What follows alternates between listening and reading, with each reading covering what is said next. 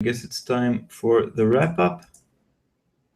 So this is the wrap-up for Live Market Open, Wednesday, October 28th. Today is Fed Day. So let's. So far we had, before we talk about the Fed, we had weak figures from all over the world. Weak GDP growth in the United Kingdom. Durables goods orders in the United States were bad. Consumer confidence missed in the United States. Japanese retail sales fell. Australian CPI missed with a lower than expected rise. German data, German import prices missed. The biggest impact so far is seen on Aussie dollar because it raises the chances of rate cut. We've seen the pair fall below support at 72, find lower support at 71, waiting for the next move. Other currency pairs are tight ahead of the Fed. Euro dollar 110, 170, resistance 111.30, support 109.50. Pound dollar clinging to 153. Next support 152, resistance 153.70 and 155. Dollar yen getting closer to the 120 level it likes so much. Resistance still 120, 120, 18.70 support. Dollar CAD rising with the fall in oil prices. We have crude oil inventories today that could further push the CAD lower as dollar CAD higher. Aussie fell, New Zealand dollar waiting its own rate decision today.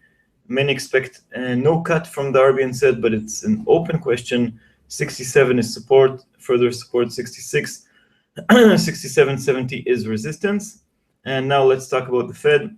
The Fed has most things since the last Fed decision haven't improved. So we have non-farm payrolls was terrible. China is still showing signs of trouble. US dollar is still strong, weighing on the US economy. Only inflation ticked up just a bit. The big question is short-term unemployment. This short-term unemployment that is relatively low a sign that we'll have inflation along the road, and will the Fed be ahead of the curve? Still raise rates in 2015, still leave us with the hint for a rate hike in December. This is good news for the US dollar. Basically, no news is good news. If the Fed acknowledges the deterioration in the US economy that we had since, it's not only durable goods orders, NFP, it's also retail sales, it's also consumer confidence, then we could see the dollar slide. But remember, the dollar is still the cleanest shirt in the dirty pile. ECB is easing. Bank of Japan opened the door once again to easing on Friday. RBA in Australia could ease. Bank of Canada cut forecasts. Only the Bank of England is ready to hike, but it's waiting for the Fed. So atmosphere in the world is a bit more gloomy. We have all eyes are on the Fed, even though there's no press conference and no new forecasts. The big questions remain open. Every word in the statement will be scrutinized and analyzed. I'll take the opportunity to invite everybody. We're having on FX Street a live coverage of the show with Valeria and Mauricio starting before the event. The event is at 6 GMT. Let's just recap also the event for today. Goods trade balance in the United States at 12:30. Crude oil inventories at 2:30 GMT. All important event. Fed decision at 6 GMT.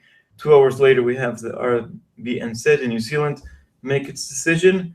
And tomorrow before the show, Australian import prices and Spanish flash CPI just as the show begins.